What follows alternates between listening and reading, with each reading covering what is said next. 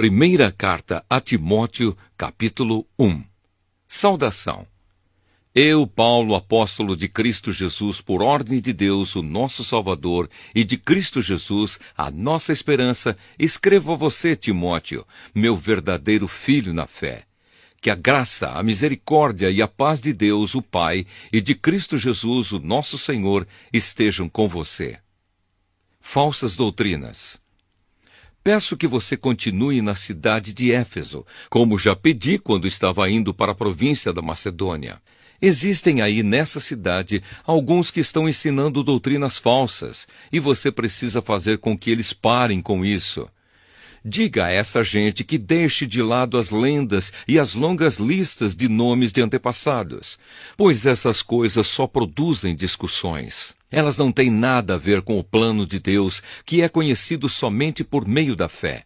Essa ordem está sendo dada a fim de que amemos uns aos outros com um amor que vem de um coração puro, de uma consciência limpa e de uma fé verdadeira. Alguns abandonaram essas coisas e se perderam em discussões inúteis. Eles querem ser mestres da lei de Deus, mas não entendem nem o que eles mesmos dizem, nem aquilo que falam com tanta certeza. Sabemos que a lei de Deus é boa, se for usada como se deve.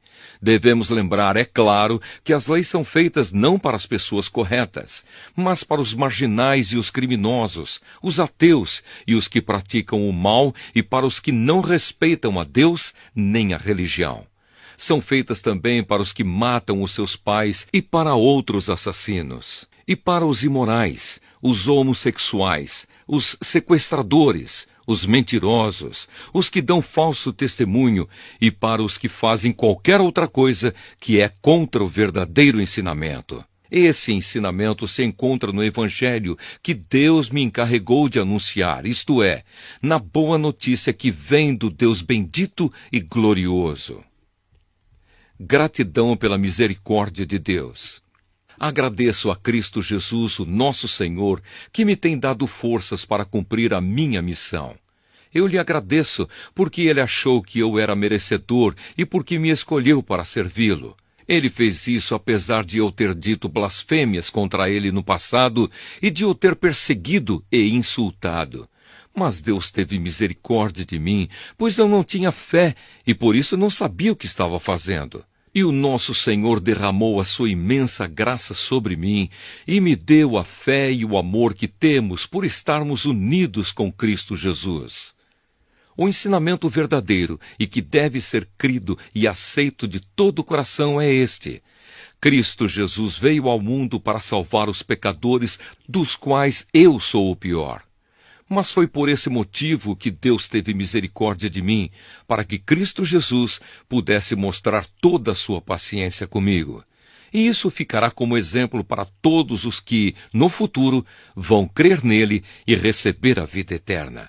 Ao Rei eterno, imortal e invisível, o único Deus, a ele sejam dadas a honra e a glória para todos sempre.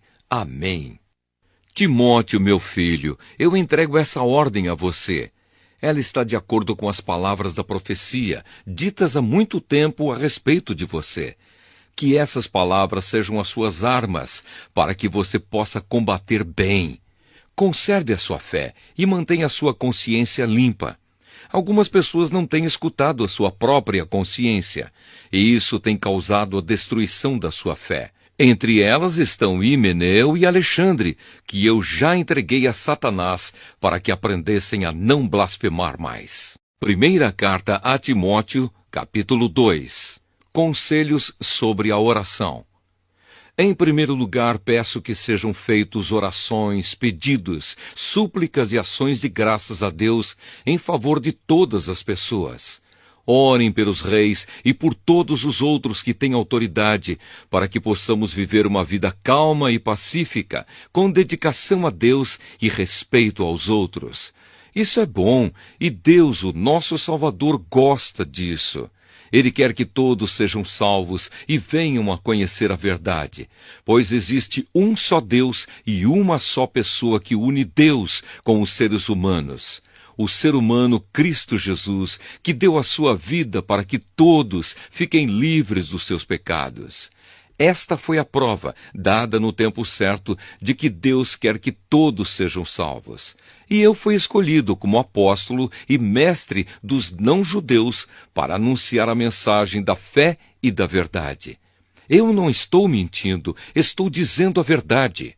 Quero que em todos os lugares os homens orem, homens dedicados a Deus, e que, ao orarem, eles levantem as mãos sem ódio e sem brigas. A mulher cristã.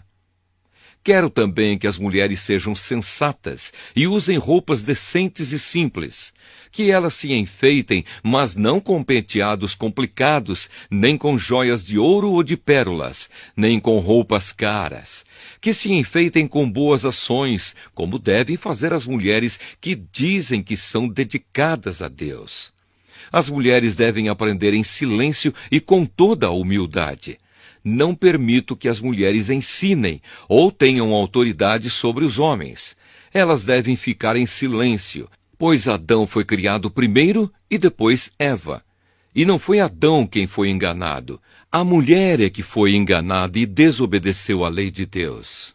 Mas a mulher será salva tendo filhos, se ela, com pureza, continuar na fé, no amor e na dedicação a Deus. Primeira carta a Timóteo, capítulo 3. Os bispos. Este ensinamento é verdadeiro. Se alguém quer muito ser bispo na igreja, está desejando um trabalho excelente. O bispo deve ser um homem que ninguém possa culpar de nada. Deve ter somente uma esposa, ser moderado, prudente e simples. Deve estar disposto a hospedar pessoas na sua casa e ter capacidade para ensinar. Não pode ser chegado ao vinho nem briguento, mas deve ser pacífico e calmo. Não deve amar o dinheiro, deve ser um bom chefe da sua própria família e saber educar os seus filhos de maneira que eles lhe obedeçam com todo o respeito. Pois se alguém não sabe governar a sua própria família, como poderá cuidar da igreja de Deus? O bispo não deve ser alguém convertido há pouco tempo. Se for, ele ficará cheio de orgulho e será condenado como o diabo foi. É preciso que o bispo seja respeitado pelos de fora da igreja para que não fique desmoralizado e não caia na armadilha do diabo. Os diáconos. Do mesmo modo, os diáconos devem ser homens de palavra e sérios. Não devem beber muito vinho, nem ser gananciosos. Eles devem se apegar à verdade revelada da fé e ter sempre a consciência limpa.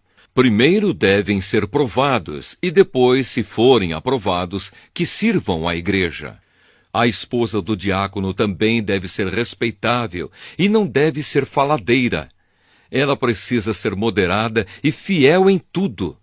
O diácono deve ter somente uma esposa e ser capaz de governar bem os seus filhos e toda a sua família. Pois os diáconos que fazem um bom trabalho conquistam o respeito dos irmãos na fé e são capazes de falar com coragem sobre a sua fé em Cristo Jesus. Jesus Cristo, a verdade revelada de Deus. Escrevo essas coisas a você, esperando ir vê-lo logo. Mas, se eu demorar, esta carta vai lhe dizer como devemos agir na família de Deus, que é a igreja do Deus vivo, a qual é a coluna e o alicerce da verdade. Sem nenhuma dúvida, é grandiosa a verdade revelada na nossa religião. Essa verdade é a seguinte: ele se tornou um ser humano, foi aprovado pelo Espírito de Deus, foi visto pelos anjos, foi anunciado entre as nações, foi aceito com fé por muitos no mundo inteiro e foi levado para a glória. Primeira carta a Timóteo, capítulo 4. Os falsos mestres. O Espírito de Deus diz claramente que nos últimos tempos alguns abandonarão a fé. Eles darão atenção a espíritos enganadores e a ensinamentos que vêm de demônios. Esses ensinamentos são espalhados por pessoas hipócritas e mentirosas, pessoas cuja consciência está morta, como se tivesse sido queimada com ferro em brasa. Essas pessoas ensinam que é errado casar e que é errado comer certos alimentos. Mas Deus criou esses alimentos para que aqueles que creem e conhecem a verdade os comam, depois de terem feito uma oração de agradecimento. Tudo que Deus criou é bom e, portanto, nada deve ser rejeitado. Que tudo seja recebido com uma oração de agradecimento, porque a palavra de Deus e a oração tornam todos os alimentos aceitáveis a Ele. O bom servo de Cristo Jesus. Se der esses conselhos aos irmãos na fé, você será um bom servo de Cristo Jesus, alimentando-se espiritualmente com as doutrinas da fé e com o verdadeiro ensinamento que você tem seguido. Mas não tenha nada a ver com as lendas pagãs e tolas. Para progredir na vida cristã, faça sempre exercícios espirituais, pois os exercícios físicos têm alguma utilidade, mas o exercício espiritual tem valor para tudo, porque o seu resultado é a vida, tanto agora como no futuro.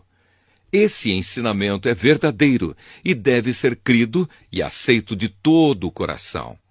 É por isso que lutamos e trabalhamos muito, pois temos posto a nossa esperança no Deus vivo, que é o Salvador de todos, especialmente dos que creem.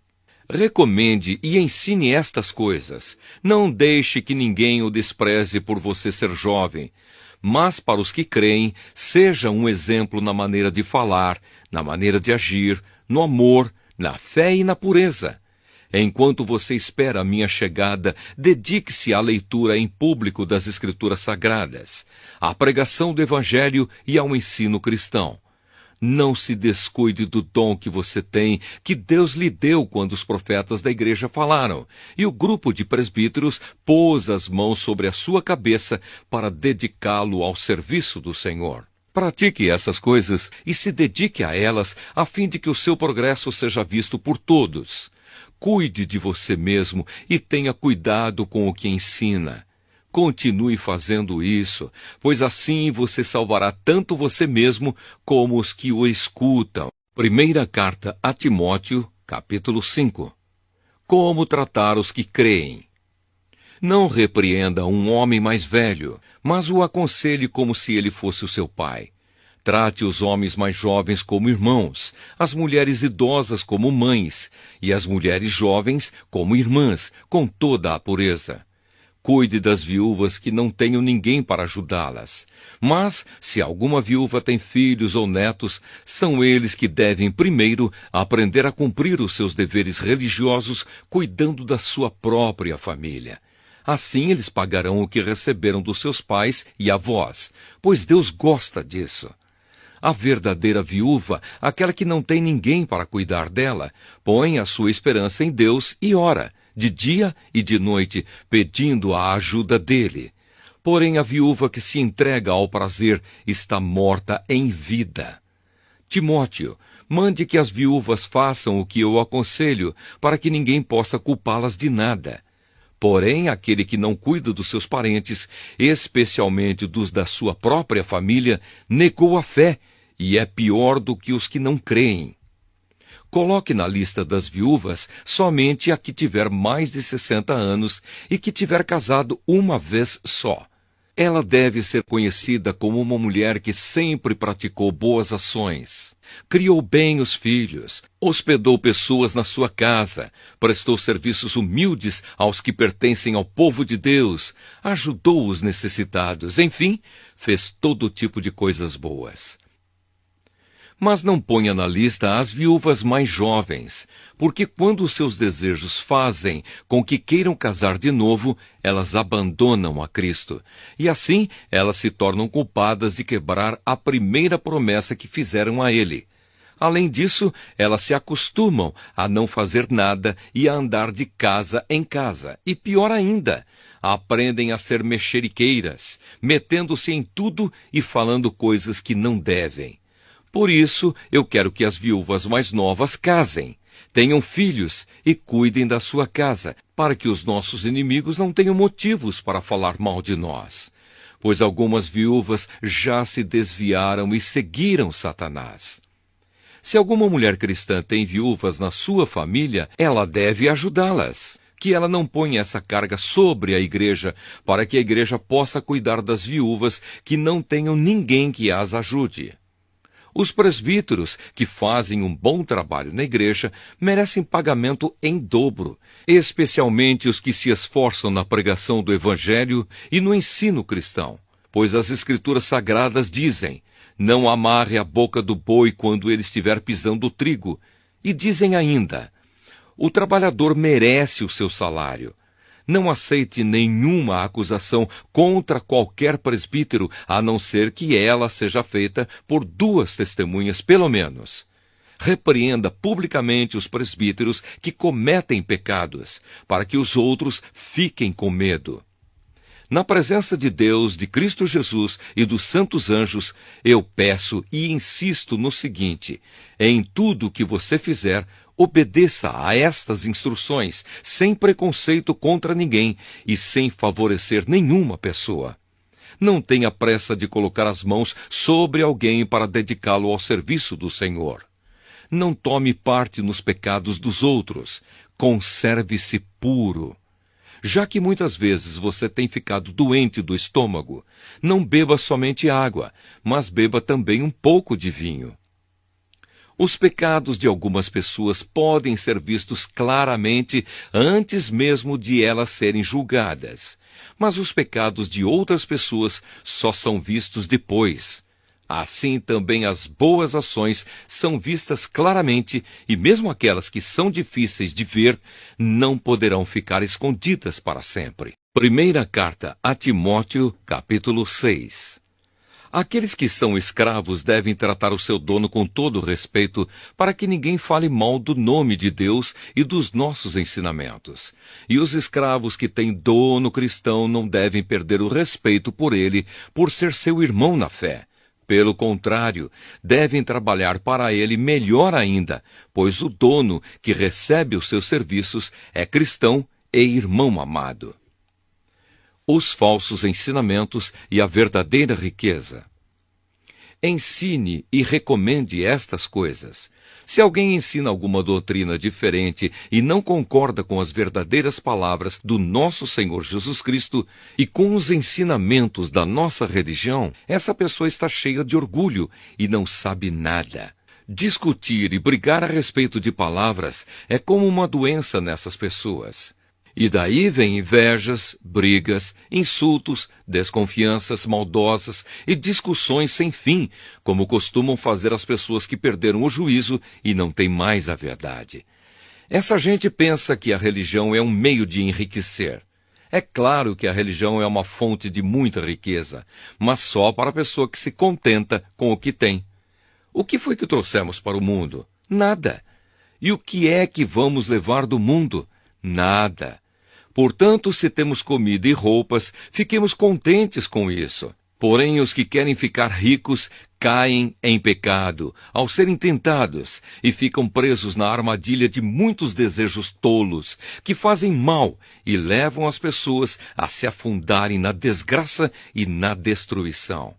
Pois o amor ao dinheiro é uma fonte de todos os tipos de males. E algumas pessoas, por quererem tanto ter dinheiro, se desviaram da fé e encheram a sua vida de sofrimentos. Uma vida dedicada a Deus. Mas você, homem de Deus, fuja de tudo isso. Viva uma vida correta, de dedicação a Deus, de fé, de amor, de perseverança e de respeito pelos outros. Corra a boa corrida da fé e ganhe a vida eterna, pois foi para essa vida que Deus o chamou quando você deu o seu belo testemunho de fé na presença de muitas testemunhas. Agora, diante de Deus, que dá vida a todas as criaturas, e diante de Cristo Jesus, que deu o seu belo testemunho de fé em frente de Pôncio Pilatos, eu ordeno a você o seguinte: cumpra a sua missão com fidelidade, para que ninguém possa culpá-lo de nada, e continue assim até o dia em que o nosso Senhor Jesus Cristo aparecer. Quando chegar o tempo certo, Deus fará com que isso aconteça. O mesmo Deus, que é o bendito e único Rei, o Rei dos Reis e o Senhor dos Senhores, o único que é imortal. Ele vive na luz e ninguém pode chegar perto dela. Ninguém nunca ouviu nem poderá ver. A ele pertencem a honra e o poder eterno. Amém. Aos que têm riquezas neste mundo, ordene que não sejam orgulhosos e que não ponham a sua esperança nessas riquezas, pois elas não dão segurança nenhuma. Que eles ponham a sua esperança em Deus, que nos dá todas as coisas em grande quantidade para o nosso prazer. Mande que façam o bem, que sejam ricos em boas ações, que sejam generosos e estejam prontos para repartir com os outros aquilo que eles têm. Desse modo, eles juntarão para si mesmos um tesouro que será uma base firme para o futuro. E assim conseguirão receber a vida, a verdadeira vida. Timóteo, guarde bem aquilo que foi entregue aos seus cuidados. Evite os falatórios que ofendem a Deus e as discussões tolas a respeito daquilo que alguns, de modo errado, chamam de conhecimento. Algumas pessoas, afirmando que tinham esse conhecimento, se desviaram do caminho da fé. Bênção. Que a graça de Deus esteja com vocês.